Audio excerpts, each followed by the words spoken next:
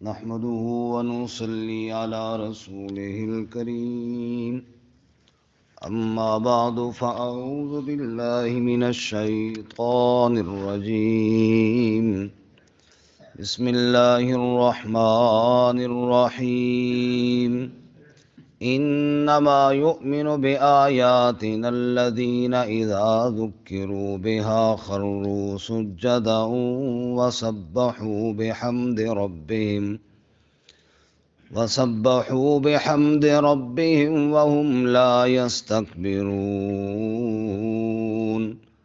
تتجافى جنوبهم عن المضاجع يدعون ربهم خوفا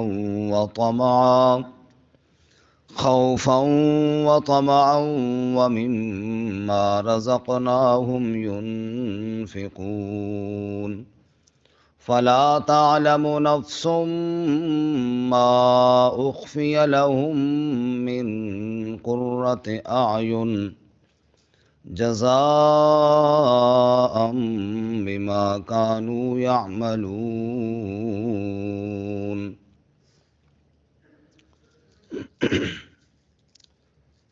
انما یؤمن بآیاتنا، بے شک ایمان رکھتے ہیں ہماری آیتوں کے ساتھ، الذین وہ لوگ، اذا ذکروا بہا جب نصیحت کیے جائیں ان کے ساتھ، خروا سجدا تو گر جاتے ہیں سجدہ کرتے ہوئے، وسبحوا بحمد ربہم اور تسبیح بیان کرتے ہیں اپنے رب کی تعریف کے ساتھ، وَهُمْ لَا يَسْتَكْبِرُونَ اور وہ تکبر نہیں کرتے، تَتَجَافَى جُنُوبُهُمْ الگ رہتے ہیں ان کے پہلو، عن المضاجع بستروں سے، یدعون ربهم پکارتے ہیں اپنے رب کو، خوفا وطمعا خوف اور امید سے، وَمِمَّا رَزَقْنَاهُمْ يُنْفِقُونَ اور اس میں سے جو ہم نے انہیں رزق دیا ہے وہ خرچ کرتے ہیں، فَلَا تَعْلَمُ نَفْسٌ پس نہیں جانتا کوئی نفس، ما اخفی لہم جو چھپایا گیا ہے ان کے لیے، من قرۃ اعین آنکھوں کی ٹھنڈک میں سے، جزاء بما كانوا یعملون بدلہ ہے اس کا جو وہ عمل کرتے تھے۔ سبحان ربک رب العزت عما یصفون وسلام علی المرسلین والحمد للہ رب العالمین۔ اللہم صل علی محمد وعلی آل محمد كما صليت على إبراهيم وعلى آل إبراهيم إنك حميد مجيد۔ اللهم بارك على محمد وعلى آل محمد كما باركت على إبراهيم وعلى آل إبراهيم إنك حميد مجيد۔ معزز سامعین، سورۃ السجدہ کا دوسرا رکوع آیات نمبر 15، 16 اور 17 آپ کے سامنے تلاوت کی ہیں۔ اللہ رب العزت ان کی مطابق صحیح بیان کی توفیق عطا فرمائے اور ہمیں قرآن و سنت پر عمل کرنے کی توفیق عطا فرمائے۔ گزشتہ سبق میں ہم نے پڑھا کہ منکرین اور مجرمین محشر والے دن جب بارگاہ الہی میں پیش ہوں گے تو ان کے سر شرم سے جھکے ہوئے ہوں گے اور اس وقت بہت منت کریں گے کہ اللہ ہمیں ایک دفعہ دوبارہ لوٹاؤ تاکہ ہم نیک اعمال کریں، اب ہمیں یقین آ گیا۔ لیکن اس وقت کا یقین اور اس وقت کا ایمان قابل قبول نہیں۔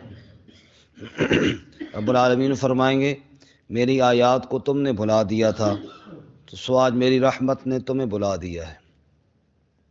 اس کے برعکس ایمان والوں کی حالت کیا ہے اور ایمان والوں کے لیے اللہ نے کیا کچھ تیار کیا ہے وہ آج کے سبق میں ہے۔ ارشاد فرماتے ہیں کہ جیسے کفار میری آیتیں سن کر تکبر کرتے ہیں، ایسے ہی ایمان والے میری آیتیں سن کر عاجز بن جاتے ہیں اور اللہ کے حکم کے آگے جھک جاتے ہیں، جو رب نے حکم دیا اس پر عمل کرتے ہیں۔ جیسا کہ اس سے قبل سورۃ الحج میں بھی ہم پڑھ چکے ہیں، اللہ تعالیٰ نے ایمان والوں کے لیے ارشاد فرمایا جب وہ میری آیتیں سنتے ہیں فَتُخْبِتَ لَهُ قُلُوبُهُمْ، تو ان کے دلوں میں عاجزی آ جاتی ہے، ان کے دل جھک جاتے ہیں میری آیات کے آگے، اور وہ تکبر نہیں کرتے بلکہ فوراً عمل کے لیے تیار ہو جاتے ہیں۔ یہاں پر بھی اللہ فرماتے ہیں انما یؤمن بآیاتنا الذین، بے شک ایمان رکھتے ہیں ہماری آیات کے ساتھ، الذین وہ لوگ، اذا ذکروا بہا جب انہیں میری آیات کے ساتھ نصیحت کی جائے، میری آیتیں جب ان کو پڑھ کر سنائی جائیں، خروا سجدا وسبحوا بحمد ربہم، ایک تو وہ سجدے میں گر جاتے ہیں، اللہ کے حکم کے آگے جھک جاتے ہیں، سر تسلیم خم کر دیتے ہیں، اور وسبحوا بحمد ربہم اپنے رب کی تسبیح بیان کرتے ہیں، وہم لا یستکبرون اور وہ تکبر نہیں کرتے بلکہ عاجز بن کر اللہ کے حکم پر عمل کیا کرتے ہیں۔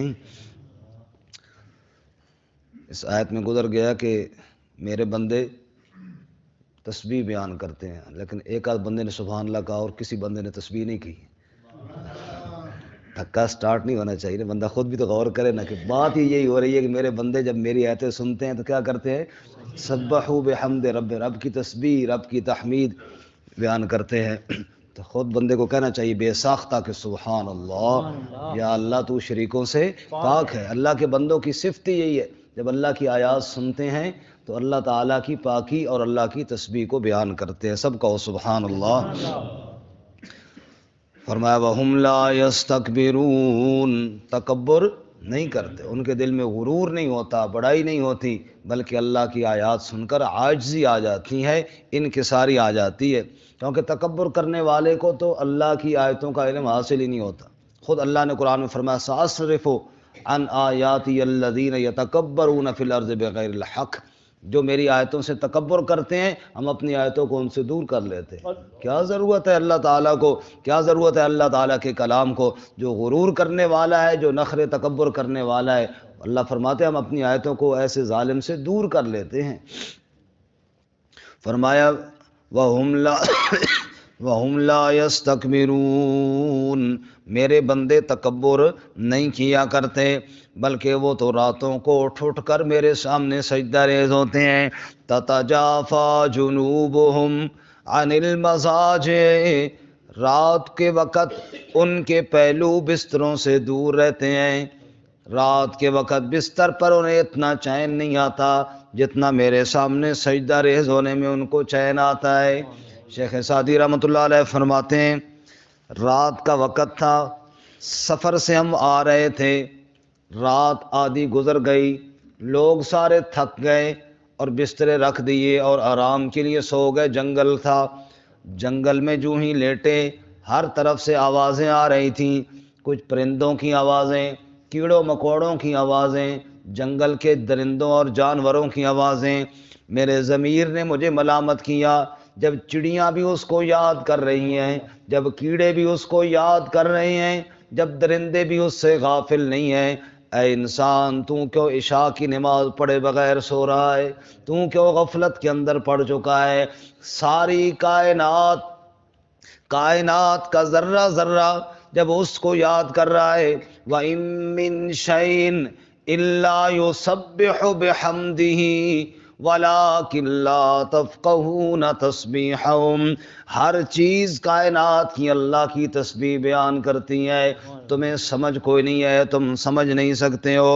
جب ساری کائنات اللہ کی حمد اور تسبیح بیان کر رہی ہے، اے انسان تو کیوں غفلت میں ڈوبا ہوا ہے، تو بھی اٹھ جا، بستر کو چھوڑ دے، تو بھی اللہ کے سامنے سجدہ ریز ہو جا۔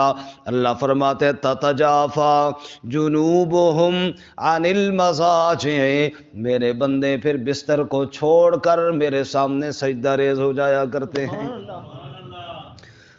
ام المومنین سیدہ عائشہ صدیقہ رضی اللہ تعالیٰ عنہ فرماتی ہیں رات کے وقت رحمت کائنات صلی اللہ علیہ وسلم بستر پر آئے، تھوڑی دیر لیٹے اور پھر فرمایا عائشہ مجھے اللہ تعالیٰ نے نرم بستروں پر سونے کے لیے نہیں بھیجا، مجھے اللہ تعالیٰ نے اپنا شکر گزار بندہ بنا کر کے بھیجا ہے۔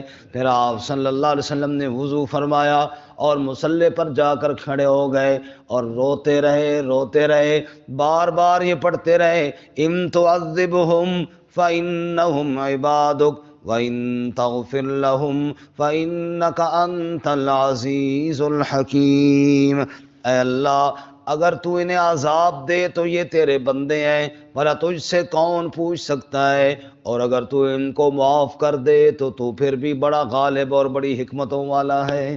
اللہ فرماتے میرے بندے تو ہوتے ہی وہ ہیں جن کو چین میرے سامنے سجدے میں آتا ہے، جن کو سکون میری عبادت میں آتا ہے۔ ایسی بیسیوں نہیں ہزاروں مثالیں اللہ کے نیک بندوں کی کہ کس طرح رات کو وہ اللہ کے سامنے رو رو کر عاجزی کے ساتھ گزارا کرتے تھے۔ حضرت زین العابدین رحمۃ اللہ علیہ کا بڑا مشہور واقعہ کہ تہجد کی نماز پڑھ رہے تھے اور انگیٹھی سے چنگاری اٹھی اور سامان کو جا لگی، لوگوں نے جگایا تو لوگوں نے دروازہ کھٹکھٹایا تو فرمانے لگے تم اس آگ کو بجھانے کی فکر کر رہے ہو اور میں تو جہنم کی آگ کو بجھانے کی فکر میں لگا ہوا ہوں۔ تو اس لیے فرمایا میرے بندے رات کو میرے سامنے بستروں کو چھوڑ کر کھڑے ہو جاتے ہیں، یدعون ربہم خوفا وطمعا،